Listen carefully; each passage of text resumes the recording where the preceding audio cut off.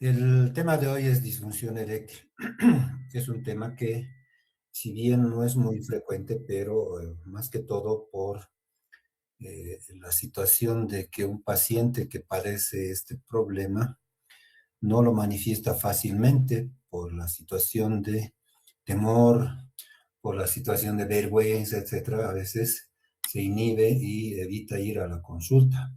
Y peor aún, si está acompañado de la pareja, mucho más se puede inhibir porque existen factores que pueden condicionar que una persona, un varón, pueda sufrir de problemas de disfunción eréctil.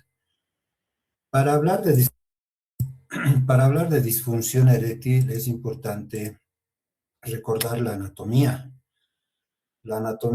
de la parte genital, y aquí es importante, dentro de lo que tenemos que recordar, es justamente qué estructuras componen la parte eréctil del varón, cuyo propósito fundamental es la de la penetración durante el coito, y que estas estructuras anatómicas tengan una funcionalidad normal para que pueda realizarse este acto. Entonces, importante es, en primer lugar, los elementos eréctiles, en este caso, las estructuras cilíndricas como son los cuerpos cavernosos, cuyo componente principal son senos venosos que van a hacer que produzcan turgencia a este nivel. Pero también existe otro cuerpo eréctil, que es el cuerpo esponjoso, que va a envolver a la uretra, y el glande también, que es parte de este componente. Aparte de las estructuras eréctiles, tenemos la vascularización, tanto arterial como venosa, que es importante también manifestar que tiene que existir una integridad anatómica y funcional de estas estructuras para que se produzca una adecuada erección. La alteración, la lesión, la obstrucción de los vasos sanguíneos, ya sean arteriales o venosos, puede condicionar problemas de disfunción eréctil. De igual manera, la parte neurológica, particularmente los nervios pudendos y demás. Entonces, decimos que este es un conjunto de estructuras anatómicas que van a intervenir en la erección, y que es importante mantener que estas estructuras estén intactas, estén indemnes y normales, no hayan ningún tipo de alteraciones que puedan provocar una inadecuada función eréctil. Por otra parte, tenemos dos órganos importantes, como son los testículos, los cuales a través de las células de Sertoli van a producir fundamentalmente la testosterona, que es la parte endocrina y que va a ser importante también en la funcionalidad, porque no solamente involucra que estén intactos en su estructura y funcionalidad los cuerpos eréctiles, el sistema circulatorio a este nivel, la estructura nerviosa, sino hay un elemento importante como es la testosterona, que va a actuar a este nivel, a nivel genital y a nivel prostático, especialmente cuando actúa a través de su metabolito, como es la de hidrotestosterona.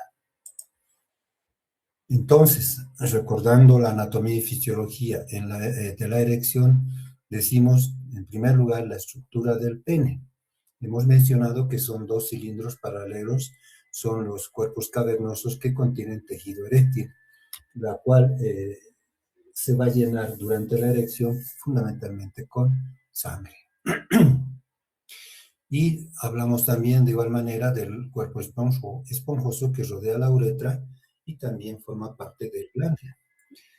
Estos cuerpos cavernosos están compuestos por una red de espacios sinusoidales, que son los cuales se van a llenar de sangre al momento de la erección, como vamos a ver más adelante en la fisiología de la erección. Dentro de la irrigación sanguínea va a provenir fundamentalmente de las ramas cavernosas, aquí lo que hemos mencionado, la arteria pudenda interna, la cual se va a dividir en ramas terminales, las arterias helicinas, las cuales van a penetrar directamente en los espacios cavernosos y se van a encargar del llenado fundamentalmente de sangre dentro de estas estructuras eréctiles. Y el drenaje venoso se realiza a través de las vénulas postcavernosas, que van a drenar hacia la vena dorsal del pene. La inervación y esto es importante también mencionar, las fibras nerviosas parasimpáticas se van a originar en los segmentos sacros del cordón espinal. Estas fibras nerviosas parasimpáticas están justamente encargadas a través de mediadores químicos de la erección. Mientras que los nervios simpáticos se van a originar en segmentos torácicos inferiores y lumbares superiores y van a estar encargados fundamentalmente de la flacidez del pene.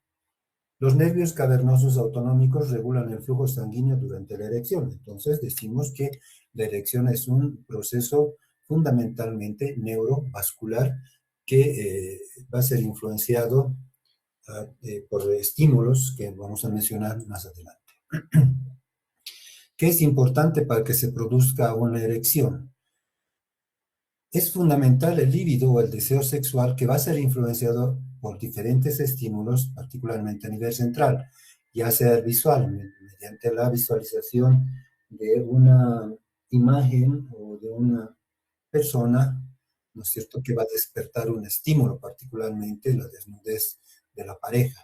Estímulos olfatorios como son las feromonas, táctiles como las caricias, auditivos, cuando hay un estímulo auditivo mediante palabras que van a, de algún modo, con un determinado lenguaje, estimular al deseo sexual. De igual manera, también ingresa aquí dentro de los estímulos el imaginativo, pero fundamentalmente el hormonal. Entonces es importante que exista una adecuada dosificación de testosterona para que pueda, a través del influjo hormonal, poderse realizar la erección.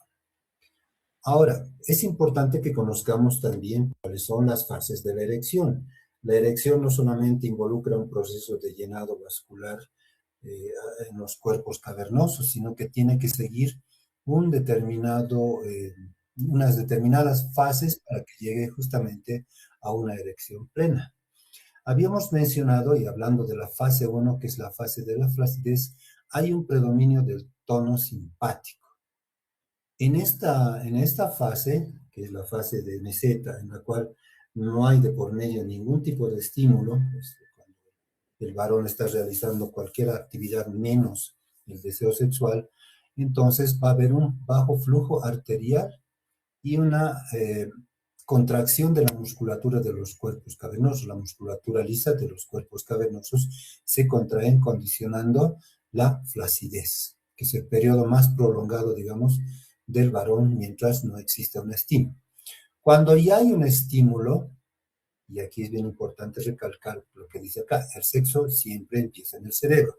Entonces hay un estímulo, cualquiera de los que hemos mencionado anteriormente, e ingresamos ya a la fase 2, que se denomina la fase de llenado de tumescencia. Esto ya en respuesta a un estímulo, se produce una estimulación de tipo parasimpática, la cual va a aumentar el flujo sanguíneo por dilatación arterial. ¿Qué va a suceder dentro de los cuerpos cavernosos y los sinusoides? Pues la retención de sangre dentro de estos, provocando ya la erección, el crecimiento paulatino que se produce durante la erección.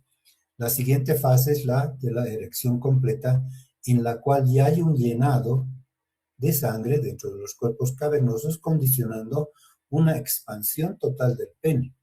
Aquí existe un escaso flujo sanguíneo de entrada y salida.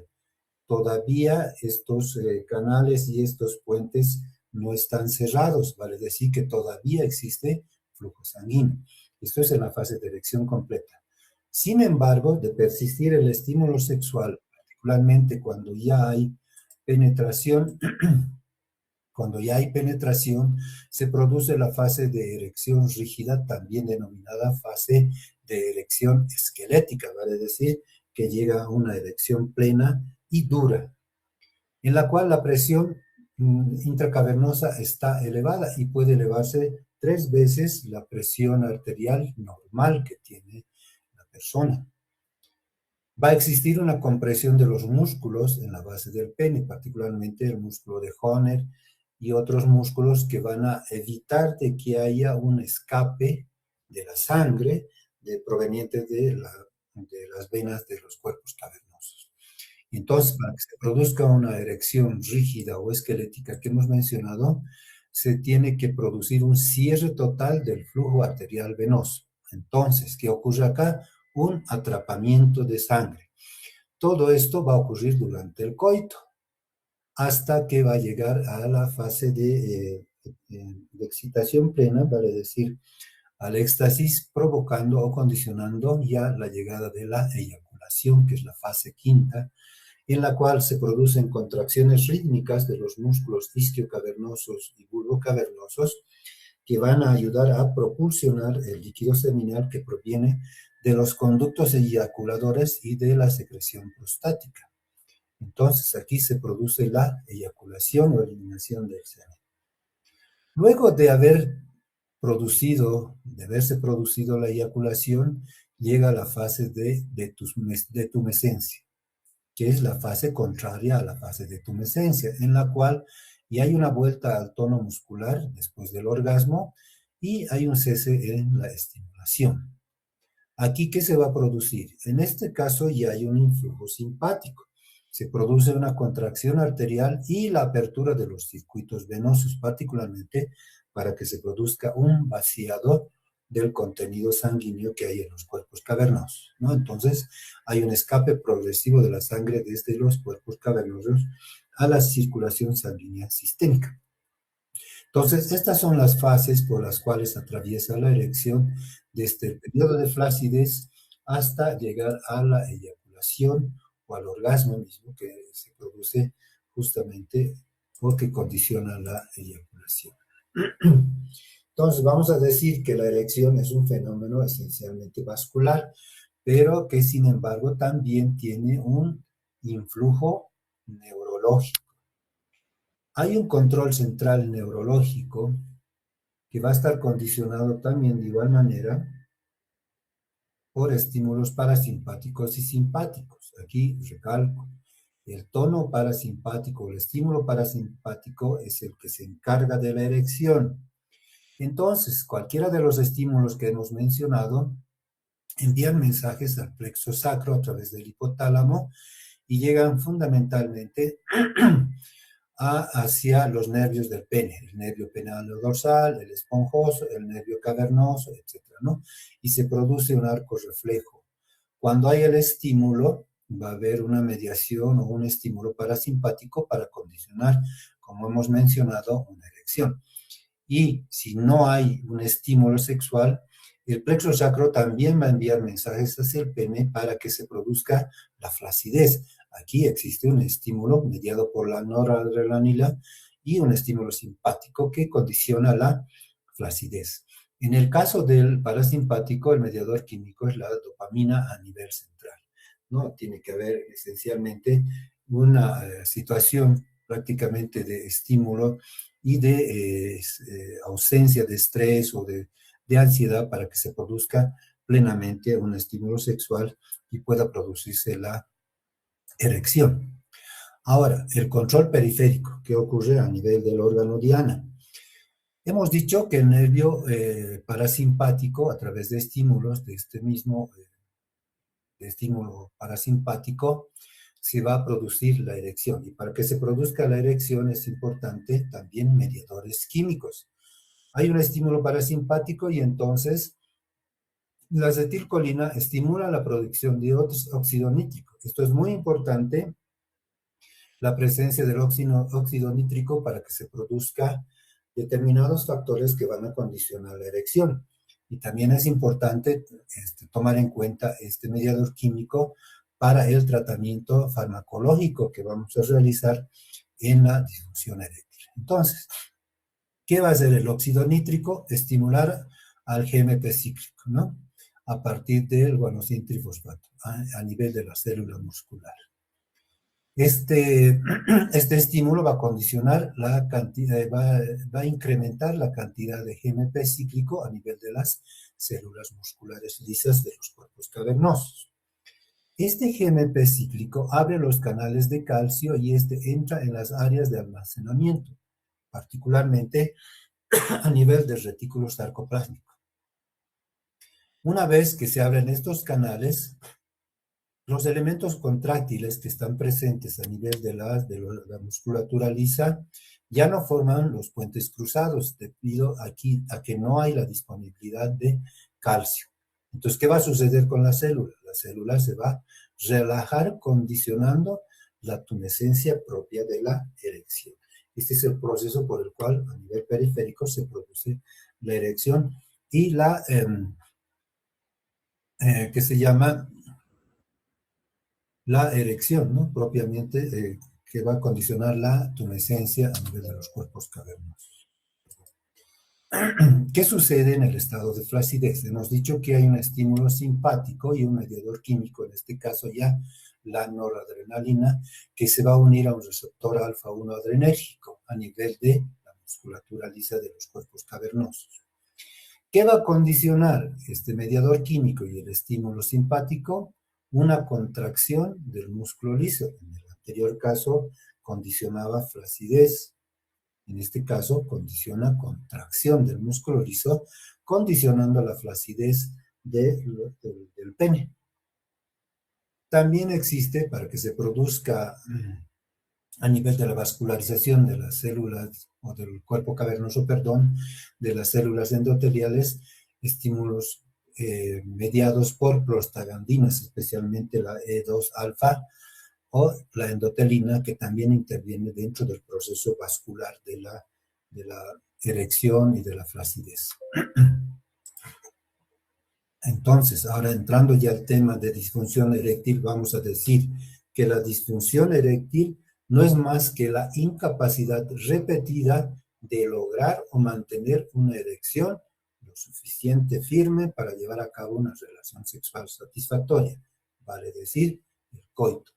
Y aquí es importante siempre, dentro de la anamnesis, y vamos a recalcar más adelante, valorar bien la parte de la información que nos brinda el paciente referente a la erección. ¿Cuál es la información que debemos indagar? Si la disfunción eréctil es total, vale decir que en ningún momento, ni mediado por estímulos sexuales, se produce una erección. A esto denominamos impotencia. Sin embargo, hay algunos factores, algunos pacientes que pueden mencionar que existe una erección parcial, que puede llegar a 25 grados o menos, lo que nosotros llamamos una erección débil, puede llegar a 0 grados, mantener una erección, pero no suficientemente firme, llega a la tumescencia, una erección media. Sin embargo, su periodo de latencia de la erección es corto, vale decir que inmediatamente después de la erección se vacía el contenido de sangre hacia la circulación sanguínea, condicionando flacidez. O si es que tiene una erección plena, como hemos mencionado, con una angulación mayor a los 20 grados, que es lo ideal, digamos, para una penetración satisfactoria. Aquí es importante también hacer una diferenciación con lo que algunos pacientes mencionan o hacen una, ¿qué se llama? Le piensa el paciente que la eyaculación precoz es una disfunción eréctil. Y eso es algo que tenemos que mencionar bien o informarnos bien con el paciente, que nos mencione si su problema es la erección o es la eyaculación precoz. Mucho confunden los pacientes de eyaculación precoz con disfunción eréctil, y eso hay que tener mucho cuidado porque nos interesa esto para el tratamiento que vamos a llevar más adelante. Decimos que la eyaculación precoz es simplemente la eyaculación rápida, ¿no? Que prácticamente puede durar algunos segundos o 1 o 2 minutos máximo y se produce la eyaculación. Pero, sin embargo, el paciente tiene erecciones. La disfunción eréctil no es considerada parte del envejecimiento, vale decir que puede presentarse en cualquier etapa de la vida, particularmente en la vida sexual activa. Después de la eyaculación precoz, lo que les mencionaba, es la alteración más común de disfunción sexual en los hombres. Entonces hay que tener mucho cuidado al momento de realizar la anamnesis y recabar toda la información que sea necesaria para llevar adelante el diagnóstico y el tratamiento que vamos a realizar en este tipo de pacientes. Tipos de disfunción eréctil. Si bien aquí menciona dos, en realidad son varios factores que pueden condicionar la disfunción eréctil. Las más comunes son la psicógena y la orgánica. Dentro de la psicógena existen alteraciones que pueden, particularmente de tipo psicológico, intervenir en la vida sexual saludable, como ser problemas de pareja, de depresión, de ansiedad, de estrés, etcétera, que pueden tener una buena implicancia en el desempeño sexual del varón. También puede ser orgánica, y aquí está de por medio padecimientos que pueden alterar la funcionalidad, ya sea anatómica, ya sea neurológica y ya sea endocrina, de toda la parte de la funcionalidad y de la estructura de los genitales masculinos. Aquí hay pacientes con problemas cardiovasculares, pacientes con problemas a nivel de los vasos sanguíneos, traumas raquimedulares, que se llaman problemas de tipo neurológico con hipogonadismo, etcétera, que pueden provocar que los valores de testosterona estén por debajo de los valores normales. Ahora bien, aquí hay un cuadrito un poquito más amplio de las causas que pueden producir la disfunción eréctil. Habíamos mencionado las orgánicas. Dentro de las orgánicas hay causas vasculares como la dislipidemia, la hipertensión arterial, enfermedades cardiovasculares. En nuestro medio es muy frecuente encontrar alteraciones que se producen en la erección condicionados por la eritrocitosis, ¿no? Es eritrocitosis eh, que se llama provocada por la altura, ¿no?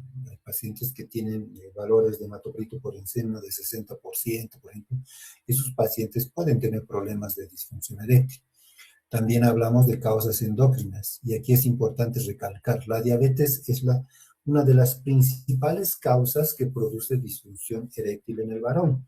Después del tabaquismo, la diabetes es otra de las causas más comunes, y también lo que hemos mencionado, la eritrocitosis, en nuestro medio particularmente, que produce disfunción eréctil. El hipertiroidismo, el hipotiroidismo, el hipogonadismo, etcétera, son problemas endocrinos que pueden condicionar disfunción eréctil. Causas neurológicas como traumas raquimedulares, el Alzheimer, la esclerosis múltiple, la neuropatía diabética, fíjate, ¿no? La diabetes interviene igual de manera a nivel del sistema nervioso, condicionando problemas de disfunción eréctil. Las causas psicógenas, la ansiedad, la inhibición sexual condicionada por los factores que hemos mencionado, particularmente por el estrés, conflictos de relación con la pareja, problemas de neurosis, psicosis, etcétera, que pueden alterar la funcionalidad sexual. Puede haber una combinación, denominadas las causas de disfunción eréctil mixtas. Sin embargo, aquí hay dos componentes, uno el psicológico y otro el orgánico, que puede ser por afectaciones de cirugías cerebrales, cirugías radicales de pelvis como el cáncer de próstata, cáncer de vejiga, cáncer de recto. Aquí decimos mixtas porque la enfermedad de base va a condicionar problemas de depresión y de ansiedad en el paciente, y obviamente la misma cirugía puede provocar mal funcionamiento, una mala funcionalidad de la parte eréctil. Cirugías aortoilíacas, cirugías del priaprismo y de la enfermedad de Peyronie, que eso lo vamos a ver en la última clase, que es la enfermedad de Peyronie, que no es más que una placa fibrótica a nivel de los cuerpos cavernosos que dificultan una erección adecuada. Y por último, para problemas de neoplasias, la radioterapia, que puede lesionar los nervios, fundamentalmente los nervios pudendos, y provocar una inadecuada funcionalidad neurológica de la erección. Y por último, los ligados a los fármacos. El uso de antidepresivos, antihipertensivos, hormonas, tranquilizantes, antagonistas del H2, la cocaína, la heroína, etcétera, sustancias controladas, también están involucradas dentro de las causas que pueden condicionar disfunción eréctil.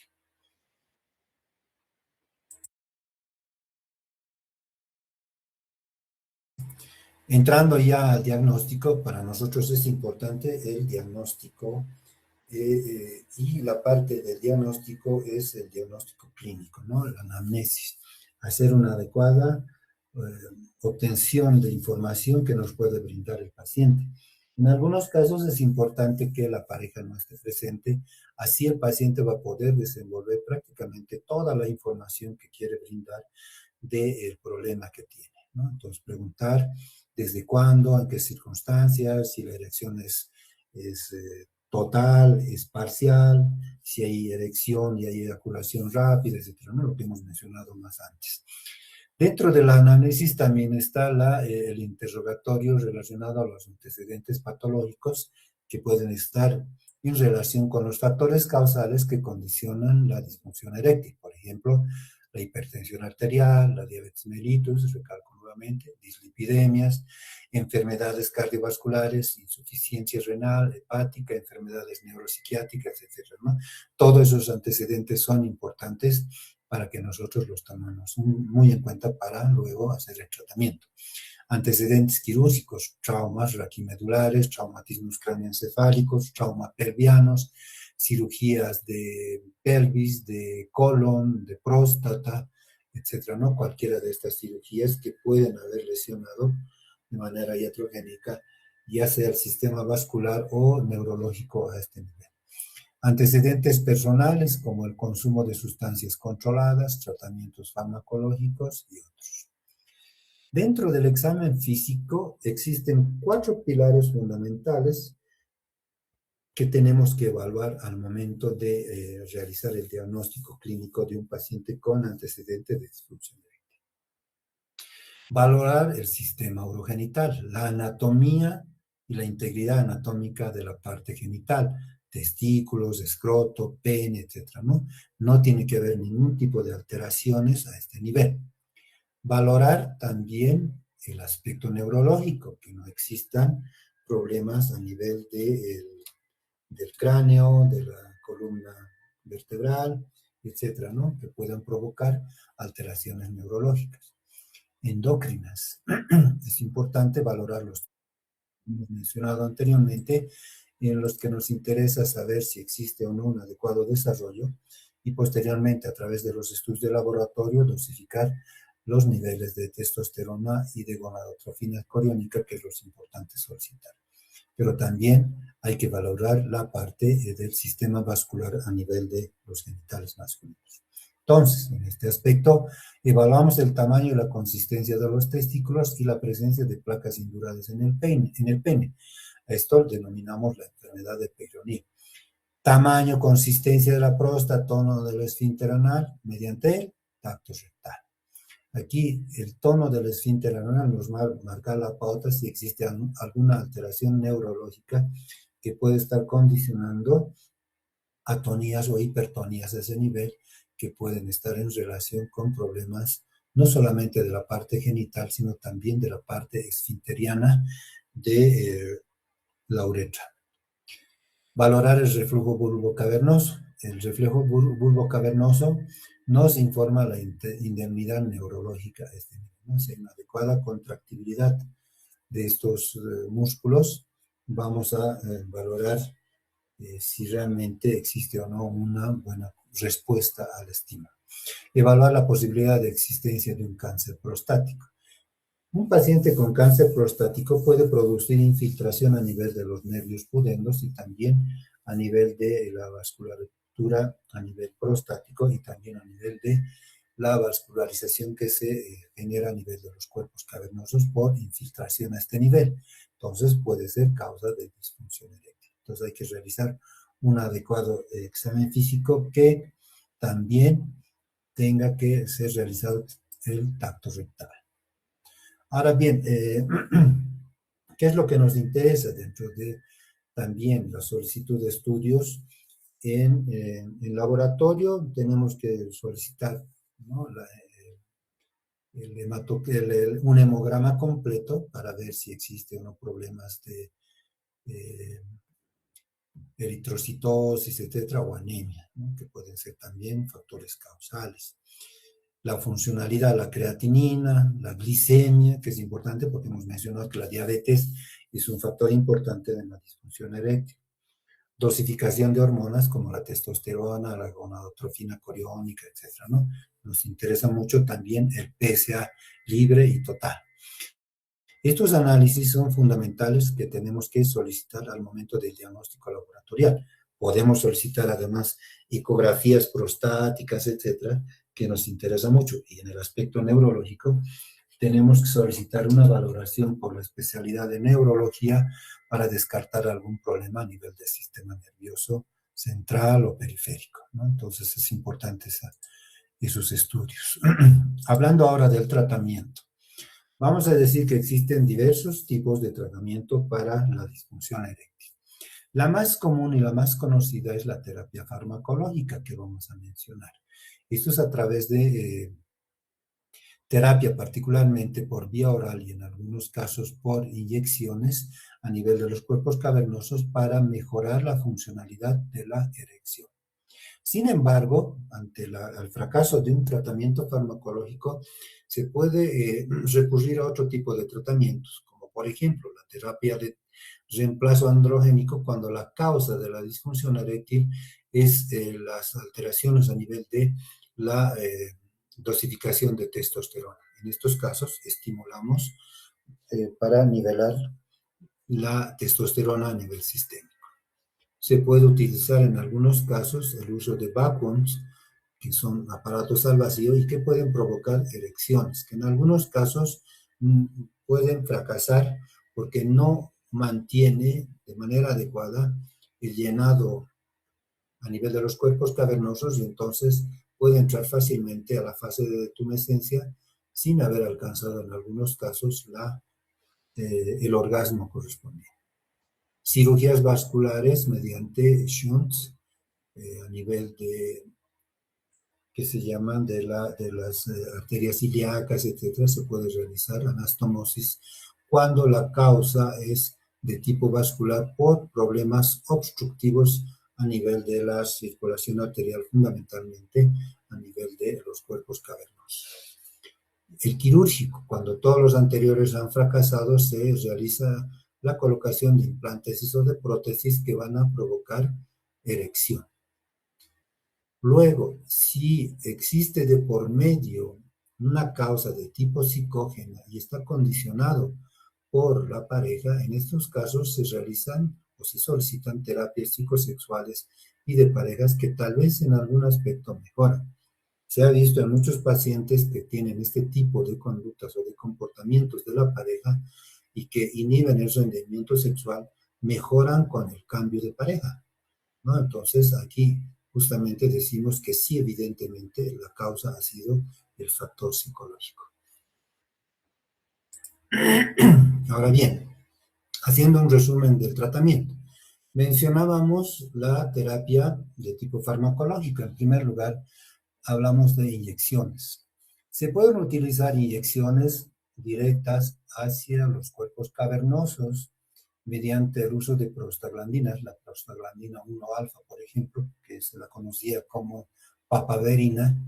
La papaverina es una sustancia que provoca erección solo de los cuerpos cavernosos, no así del cuerpo esponjoso. Entonces, el glande especialmente se mantiene flácido, ¿no? Solamente hay una erección, una respuesta adecuada de los cuerpos cavernosos.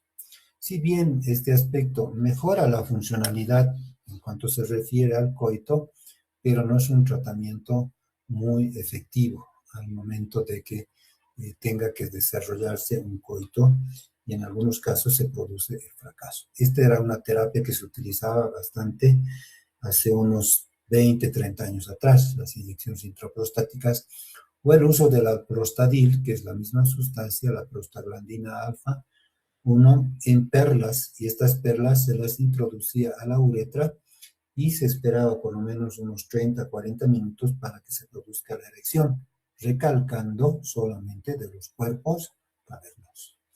Actualmente está de moda la terapia farmacológica oral. Es de mayor aceptación, es de fácil administración y de una relativa eficacia, dependiendo obviamente los resultados que vaya a tener y las causas que están generando la disfunción eréctil. Sin embargo, existe una respuesta adecuada por lo menos en el 60 al 70% de los pacientes que consumen estos fármacos.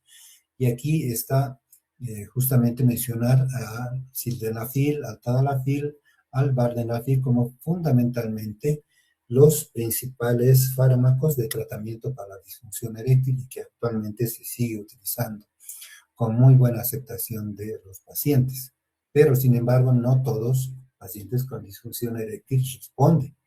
Hay algunos casos que son refractarios en los cuales el problema, y eso es lo que hemos mencionado hace un momento, en lo que se refiere al tratamiento de la vascularización, cuando hay problemas obstructivos, traumáticos que han lesionado la estructura vascular, no hay respuesta con estos fármacos, procedemos al uso de implantes, ¿no?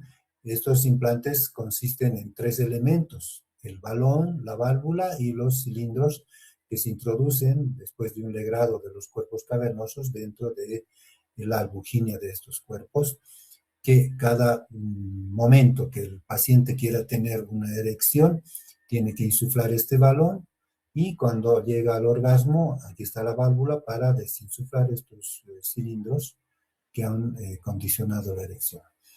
La bacana, perdón la palabra, es que no existen medidas exactas para cada paciente. Existen pequeños, medianos y largos. En algunos casos no llegan a cubrir totalmente la longitud de los cuerpos cavernosos, o en otros llegan a traumatizar porque son demasiado grandes para para el conducto que ha generado el legrado de los cuerpos cavernosos, y estas erecciones se pueden, que se llaman, pueden ser dolorosas en algunos casos e insatisfactorias. Y esa es la desventaja de estos implantes penianos,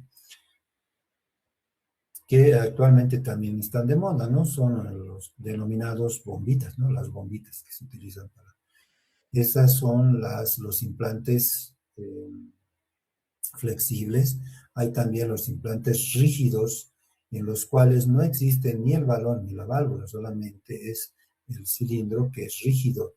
Y entonces estos implantes rígidos van a condicionar una situación bastante incómoda al paciente, porque prácticamente va a caminar o va a tener todas sus actividades con una erección sostenida, ¿no? Porque son elementos que no se desinsuflan, no vuelven al tamaño normal. Por último está la terapia de reemplazo hormonal, en el cual, después de realizar una valoración de la dosificación de testosterona fundamentalmente, podemos estimular mediante el uso de testosterona sintética o semisintética, ¿no? Aquí está, por ejemplo, un decanoato de testosterona, mejor conocido como Nevido, el cipionato de testosterona, que es sintetizado del aceite de semilla de algodón, o el anantato de testosterona, que es derivado del aceite de semilla de sésamo. No son testosteronas naturales. Naturales hablo que no han sido originados a nivel de los testículos, ¿no? Entonces son semisintéticos. Hay parches de androgel, hay bombas que accionan el androgel y van liberando cada determinado tiempo el testín, que es un gel que se absorbe a nivel de la piel y que va dosificando la testosterona. También estos mismos están en parches que vienen en 2 miligramos a 4 miligramos de especialmente en antato de testosterona. Estos parches se los aplica a la piel y se los puede utilizar tanto de manera semanal, mensual o trimestral. Cualquiera de estas situaciones se puede utilizar esta terapia de reemplazo hormonal. Ahora bien, aquí está lo que les mencionaba, ¿no? La prótesis de pene, el abordaje quirúrgico, se hace una incisión a nivel de la base del pene, se va a hacer una incisión en los cuerpos cavernosos y posteriormente se hace un legrado, se vacía todos los sinusoides cavernosos y se introduce la prótesis que hemos mencionado, que tiene 3 componentes. Uno de los componentes son los cilindros que se introducen a nivel de los cuerpos cavernosos, el componente valvular que va en la región inguino-escrotal y el componente del balón de insuflado a nivel inguinal, ¿no? Estos aquí no se aprecian muy claramente, pero se introducen estos cilindros dentro de los cuerpos cavernosos. Ahora bien, dentro de la terapia farmacológica, la más conocida actualmente es el uso de inhibidores de la 5-fosfodiesterasa. Hemos dicho que el óxido nítrico es muy importante para que se produzca una adecuada erección como mediador químico. ¿Qué hace el óxido nítrico? Activa el GMP cíclico mediante la degradación de la fosfodiesterasa tipo 5, ¿no? Esta la va a degradar, produciendo un efecto biológico de la erección. El sildenafil, el Viagra más conocido, actúa justamente a este nivel, va a inhibir o degrada la fosfodiesterasa tipo 5, condicionando una activación del GMP cíclico mediante el estímulo del óxido nítrico y produce un efecto biológico de la erección. Entonces es importante cuando el óxido nítrico no está activando o estimulando de manera adecuada al GMP cíclico, el sildenafil se encarga de estimular al óxido nítrico y también inhibir a la fosfodiesterasa tipo 5, la cual la va a degradar, ¿no? Y va a producir una erección adecuada. Ahora, ¿cuáles son estos inhibidores de la 5-fosfodiesterasa? Los más comunes y más conocidos son el sildenafilo, el Viagra. Tiene un efecto mejor dicho, un inicio de acción entre los 16 a 27 minutos después de haber consumido el comprimido. Generalmente viene en dosis de 50 y de 100 miligramos. Su duración es corta, prácticamente son 8 horas, ¿no? Entonces, para cada noche, por decir, tiene que el varón tomarse una pastilla.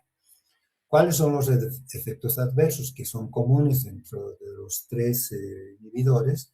Es la cefalea, el rubor, la congestión nasal, en algunos casos dispepsia, trastornos visuales como la visión azulada, ¿no? Hay una visión medio celeste y demás cuando consumen este tipo de fármacos. El vardenafilo, que no hay en nuestro medio, el inicio de acción es a los 20 minutos, tiene un efecto de duración de 12 horas. Las molestias o los efectos adversos son comunes al anterior, al sildenafil. Y por último, y este que es muy conocido en nuestro medio, el tadalafilo, también conocido como T36, se absorbe mucho más rápido, tiene un inicio de acción prácticamente a los 16 minutos de haberse consumido el fármaco. Existen diversas presentaciones en comprimidos que son sublinguales y también en gel. El gel se absorbe mucho más rápido por la circulación sublingual especialmente. Tiene un efecto de duración. Ahí radica también la efectividad y también que la preferencia del varón por este fármaco porque tiene un efecto de duración de 36 horas. Aquí, a lo mencionado anteriormente, se añade el dolor muscular, que es uno de los efectos adversos que puede producir el tadalafilo. Lo demás, la cefalea, rubor, congestión nasal, dispepsia, etc., se presenta en cualquiera de los tres casos. ¿Cuánto va a estar contraindicado estos fármacos? Aquí es importante que si es un varón adulto o de la tercera edad, siempre cuente con una valoración cardiológica, la cual autorice el uso de cualquiera de estos fármacos. En el caso del sildenafilo, el uso de nitratos y alfa-bloqueantes. En el caso del vardenafilo, nitratos y alfa-bloqueantes. Y en el caso del tadalafilo, de igual manera, el uso de nitratos y alfa-bloqueantes. Es importante que, ¿no?, en cualquiera de los casos preguntemos al paciente si consume estos medicamentos porque pueden inhibir el efecto de acción de los mismos. Ahí radica la importancia del uso. Pacientes con problemas de preinfartos o infartos como antecedente también está contraindicado el uso de estos fármacos. Entonces tiene que haber una autorización cardiológica para que se pueda realizar el tratamiento correspondiente. Bien, eso sería referente al tema de disfunción eréctil. Si alguien tiene alguna pregunta. Doctor, una duda. En caso de que el paciente ya se haya automedicado y viene a la consulta, pero no nos dice que se automedica, ¿habría algún signo, alguna manifestación que nos indicaría que se automedica o sí tendrá que decirnos el paciente?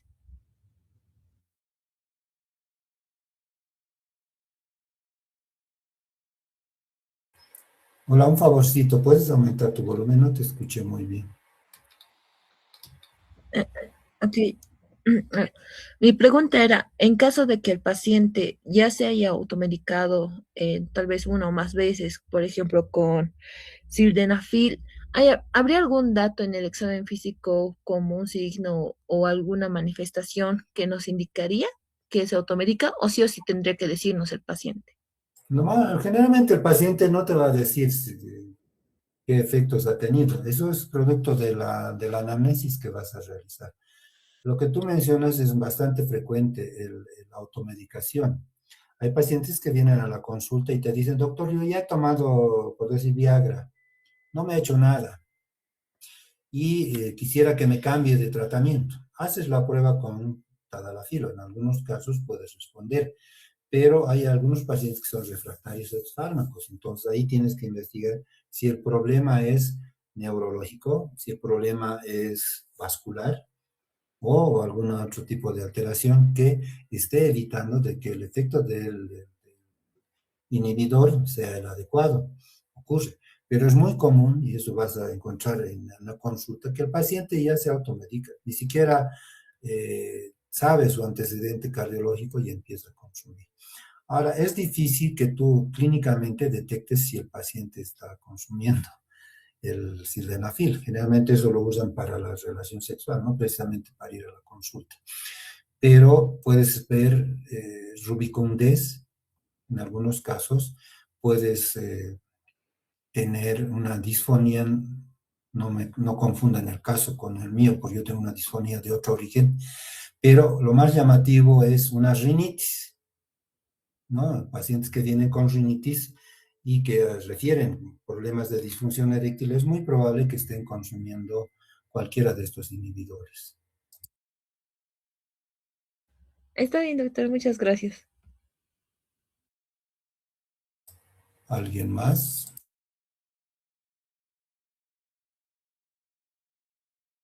Estos fármacos son de venta libre, entonces hasta jóvenes, personas jóvenes lo consumen, aunque no tengan problemas de disfunción eréctil, y esto a manera de un comentario nada más.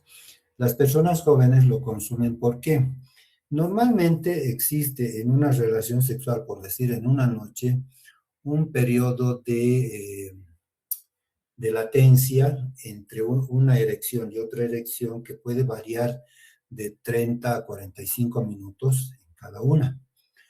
Sin embargo, el consumo de cualquiera de estos fármacos hace que este periodo de latencia disminuya. Entonces, la erección se puede producir después de un orgasmo a los 10, 15 minutos, una nueva erección. Es por esa razón que algunos jóvenes lo consumen, para tener múltiples orgasmos en una noche. Es una manera de comentario porque se ve que hay jóvenes que consumen este fármaco.